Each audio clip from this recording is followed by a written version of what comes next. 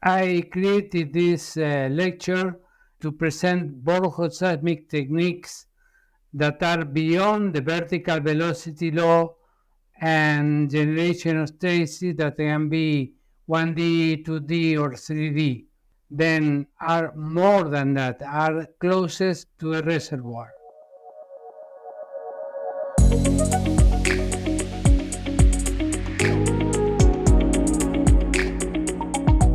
Welcome to SEG Seismic Sound Off, conversations with geoscientists addressing the challenges of energy, water, and climate. I'm your host, Andrew Gary. In this episode, Eduardo Corti discusses his honorary lecture, Unconventional Borehole Seismic Techniques. Unconventional borehole seismic services encompass techniques that go beyond conventional seismic methods. With over 8 decades of classical seismic methods shaping our understanding, Eduardo introduces listeners to the newer techniques that have emerged in the past 15 years, which promise greater detail and higher resolution insights into reservoir properties. Eduardo will share his favorite techniques and discuss the future of these methods in Latin America. Listeners will leave this episode with an understanding of unconventional seismic techniques' advantages and limitations. Eduardo will offer this upcoming lecture in both Spanish and English. Please check out the show notes to register for his lecture and discover the other upcoming SEG lectures. And now, my conversation with Eduardo Corti.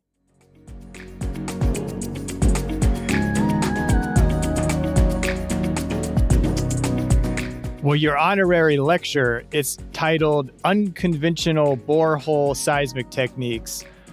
Why did some seismic techniques come to be known as unconventional? Because the classical ones that I described before were used during the last 80 years. And now, there are more or less 15 years ago, they started with techniques that are closer to the reservoir.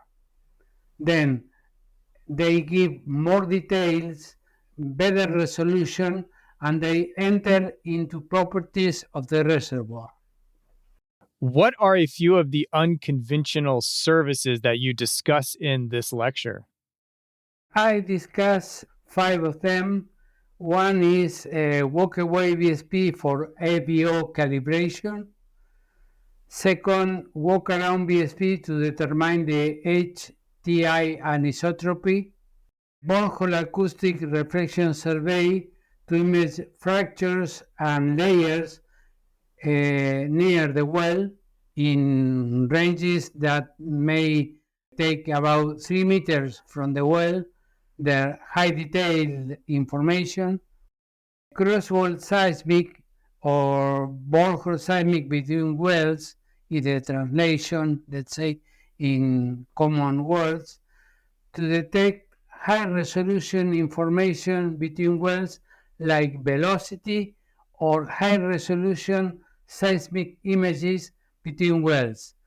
For example, seismic has a resolution of 10 to 15 meters and a crosswell has a resolution from 2 to 4 meters, then can be more detailed. Of these unconventional services, these 5 you listed in your talk, will most geoscientists be familiar in general with these, or are some more or less known than other services? The geophysicists that work in exploration and in reservoir has little idea about these techniques with the exception of microseismic. Then they need more information about those techniques. Except microseismic, the other techniques are not known by most of the geophysicists. Of the unconventional services that you're highlighting in this lecture, do you have a favorite, and why, if you do? Yes, I have 2. One is the microseismic because it's the technique most used in my country, and the BARS, borehole acoustic reflection surveys, because has a future in the region because the first jobs have been acquired in Bolivia. Is Bolivia where you are currently? Yeah, no, I am based in Buenos Aires, but my zone of interest is Chile, Argentina, Bolivia, and Brazil. What are the advantages of using unconventional techniques? Is because it enters in details of the reservoir, while the conventional techniques are more related to exploration to larger areas.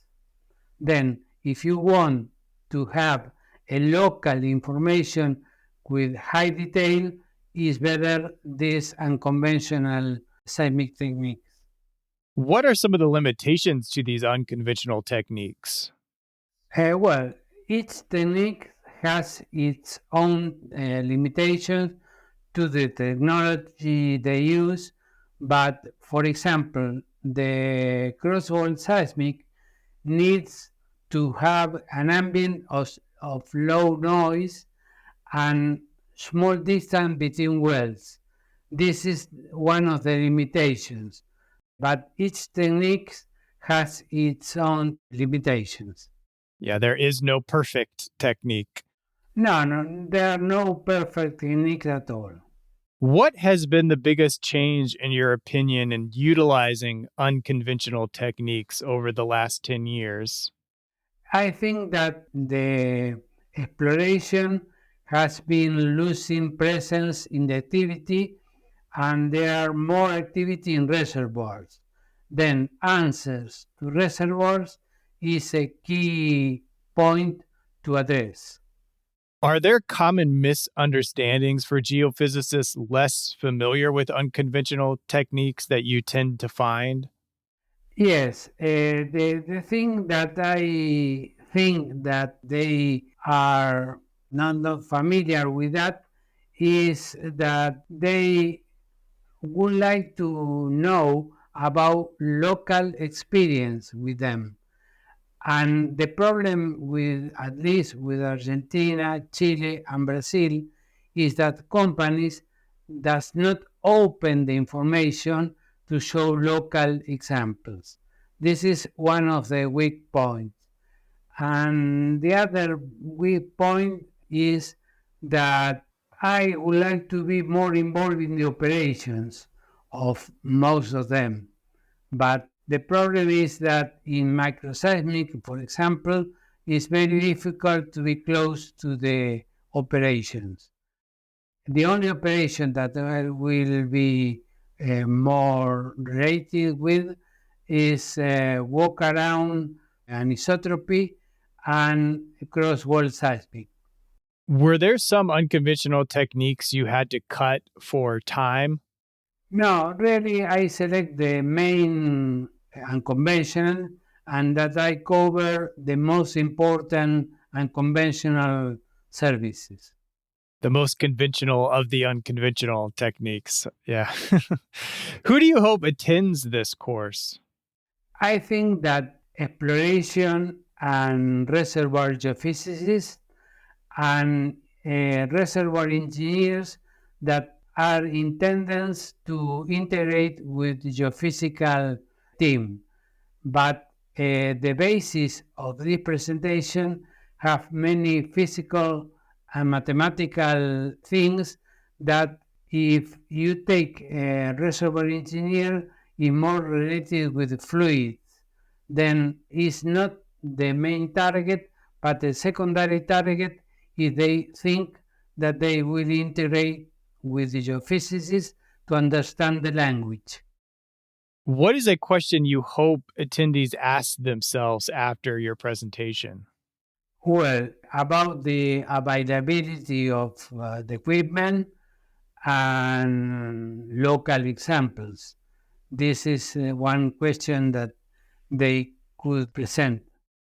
One of the nice things about the local examples is that you're offering this course both in Spanish and English, two separate sections. Why did you decide to do that? No, I didn't decide to do that. It was the SCG that ask me to do it in English and Spanish. But being the presentation for Latin America, it should be in Spanish. Well, that is nice that it's being offered, so people will have that opportunity in Latin American countries to hear it in Spanish. What do you want to know about this issue that you don't already know? Well, about those techniques that I explained, I am lacking of operational experience. This is a weak point because for me it's an integrated knowledge to know the operation and the processing. Is it hard for geophysicists to get experience with unconventional techniques?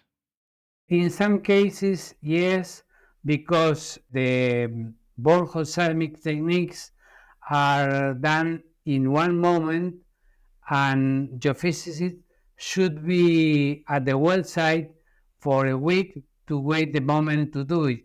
Then companies are not open to send people to wait 5-10 days. What challenge would you like to leave the listener from this conversation? The challenge is to learn about, to be aware of new techniques and applications and apply them. This is the challenge that I would like to get from this short lecture. Yes, you have to. It is a short lecture that you have to pack a lot of information into. Lastly, here, if you had to describe your scientific journey in one word, what would it be and why? I would say that my journey is exciting because it represents the future that will come to the region. Then I really feel very enthusiastic about this new technique. Well, thank you, Eduardo, for your time today. I will link all the information to both the Spanish and English lectures in the show notes. And thank you for your time today. No, thank you for dedicating the time with me.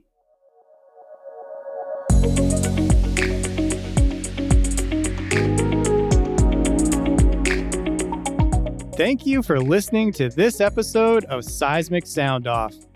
SEG creates these episodes to celebrate and inspire the geophysicists of today and tomorrow. Visit seg.org to learn more. Email the show at podcast@seg.org. This episode was hosted, edited, and produced by me, Andrew Gary, at Treasurement. The SEG podcast team is Jennifer Cobb, Kathy Gamble, and Allie McGinnis.